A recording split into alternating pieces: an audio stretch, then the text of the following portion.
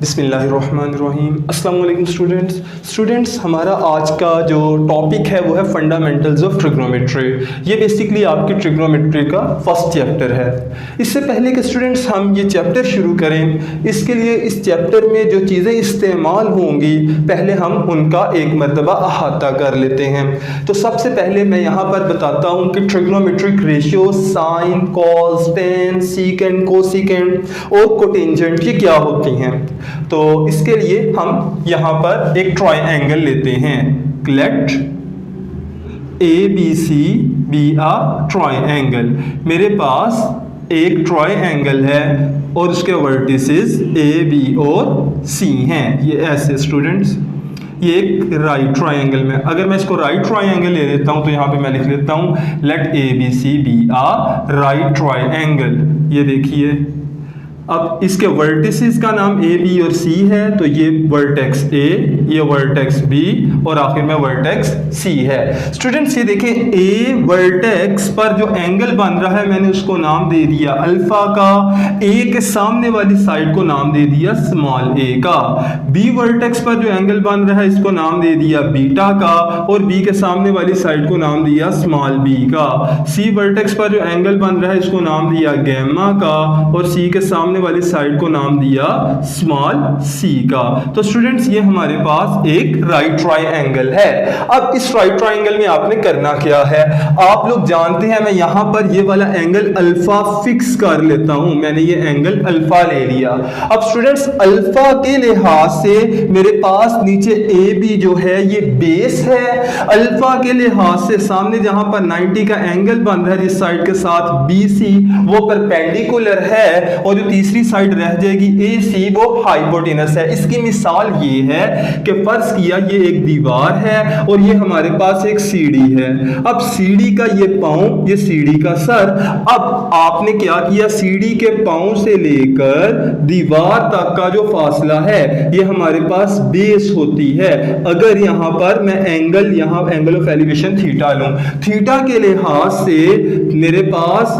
मेरे पास AB जो होगी सीढ़ी के पांव से लेकर दीवार तक का जो फासला होगा कम से कम वो बेस, यहाँ पे सीढ़ी के पांव से लेकर दीवार तक का कम से कम फासला बेस, इसके सामने वाली जो दीवार है वो हमारे पास परपेंडिकुलर होगी एंगल थीटा के लिहाज से, जबकि जो तीसरी साइड होगी वो हमारे पास हाइपोटेनस यानी कि वितर होगी। आपने उर्दू मीडियम में इसको जानना है, इसको कायदा कहते हैं। परपेंडिकुलर को अमूद या इर्तफा कहा जाता है, परपेंडिकुलर को हाइट भी कहते हैं। इसके अलावा हाइपोटेनस को वितर कहा जाता है। तो स्टूडेंट्स, और ये कायमातुज़्ज़ाविया यानी कि राइट ट्रायंगल है। अब आप ये बात भी जानते हैं कि राइट ट्रायंगल के अंदर एक थ्योरम लगता है, वो है पाइथागोरस थ्योरम, जिसका आगे इस्तेमाल भी होगा। स्टूडेंट, इससे पहले कि मैं आगे चलूं, यहां पर मेरे पास इनके ट्रिग्नोमेट्री का मैं रेशियोज लेने लगा हूं। रेशियो मैं एक साइड को बटे के ऊपर रखूंगा, दूसरे को बटे के नीचे रखूंगा, इन तीनों को बारी बारी में मुख्तलिफ कंपोजिशन से लूंगा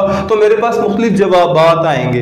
तो सबसे पहले अगर मैं बेस को ऊपर रखूं, बेस को, बल्कि मैं ऐसा करता हूं, शुरू होता हूं परपेंडिकुलर से, परपेंडिकुलर को ऊपर रखूं और हाइपोटेनस को बटे के नीचे रखूं तो स्टूडेंट्स ये रेशियो जो जवाब देगी इसको साइन थीटा कहते हैं। इसका नाम साइन थीटा है। इस ट्रायंगल में थीटा अल्फा है तो यहां पर साइन अल्फा बराबर होगा परपेंडिकुलर ओवर हाइपोटेनस, यानी कि इसका पहला लफ्ज है P, ये P से शुरू होता है परपेंडिकुलर और हाइपोटेनस H से शुरू होता है तो इसको P/H भी कहा जाता है। मजीद ये कि जो बच्चे उर्दू मीडियम पढ़ के आए हैं आप तो जानते हैं परपेंडिकुलर अमूद आइन से शुरू होता है और हाइपोटेनस H वाउ से शुरू होता है तो ये औ बन जाएगा। आपने इसको औ के नाम से जाना होगा। आइन का मतलब अमूद, वाउ का मतलब वितर, P का मतलब परपेंडिकुलर, H का मतलब हाइपोटेनस। स्टूडेंट्स ये है हमारे पास साइन थीटा। अब साइन थीटा के बाद अगली जो रेशियो मैं लेने लगा हूं वो ये होगी कि बेस को ऊपर रखूंगा और हाइपोटेनस को नीचे लिखूंगा। बेस ओवर हाइपोटेनस जो हमारे पास ये रेशियो होती है यानी कि B/H। अब आप यहां पर देखिए B का पहला लफ्ज क्या है, काफ, और हाइपोटेनस का पहला लफ्ज वाओ यानी कि ये कऊ हो गया। तो कऊ हमारे पास कोसाइन थीटा कॉस थीटा के बराबर होगा। इसी तरह से आखिर में मैं जो रेशियो लेता हूं वो मैं क्या लेता हूं, वो मैं ऐसे करता हूं, परपेंडिकुलर को ऊपर रखता हूं और बेस को नीचे रखता हूं। परपेंडिकुलर को मैंने ऊपर रखा और बेस को नीचे रखा। तो स्टूडेंट्स मेरे पास P बाई बी आ जाएगा। P का मतलब आइन, अमू से शुरू हो रहा है, और B बेस का मतलब काफ, तो ये आइन और काफ अक बना। तो स्टूडेंट्स ये देखिए साइन थीटा औ यानी कि P by H, cos theta कऊ B by H, tan theta अक P बाई बी। अब ये देखिए टेन थीटा बेसिकली हमारे पास साइन ओवर कॉस का जवाब होता है। वो कैसे, ये देखें मैं साइन को बटे के ऊपर रखूं और कॉस को बटे के नीचे रखूं। स्टूडेंट्स आप जानते हैं ना साइन की वैल्यू क्या है, P बाई एच, इसकी वैल्यू थी perpendicular over hypotenuse. Cos theta की क्या वैल्यू थी, B by H, base over hypotenuse. तो स्टूडेंट्स यहां पर एच से कट जाएगा तो P बाई बी बचेगा। लिहाजा टेन थीटा जो होता है वो साइन ओवर कॉस के इक्वल होता है। इसको P बाई बी या अक कहा जाता है।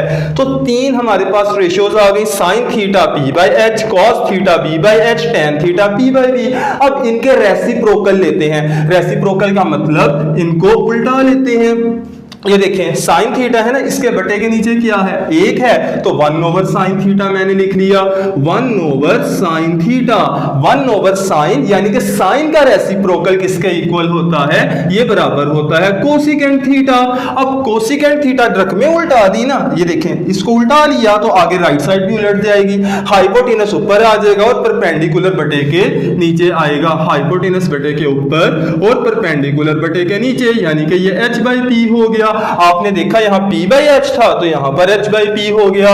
अब cos का रेसिप्रोकल क्या होता है, यानी कि 1 ओवर cos क्या होता है, 1 ओवर cos बराबर होता है सीकेंट थीटा, और सीकेंट थीटा इसका उल्ट होगा B बाई एच का, यानी कि ये आ जाएगा h बाई बी। और आखिर में स्टूडेंट्स हमारे पास है टेंजेंट टेन थीटा का रेसिप्रोकल 1 ओवर टेन थीटा बराबर होगा कोटेंजेंट थीटा कॉट थीटा, और इसकी वैल्यू आएगी B बाई पी।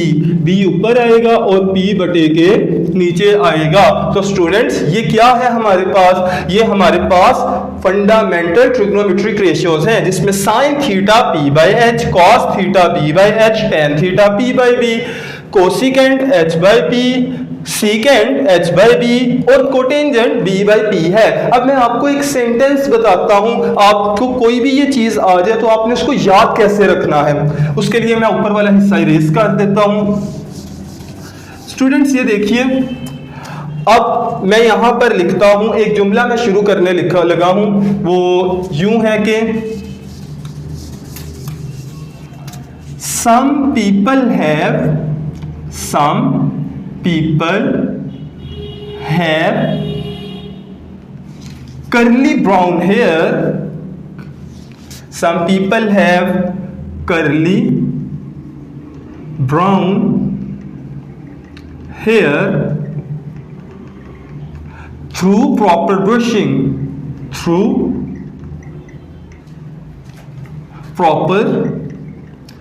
brushing.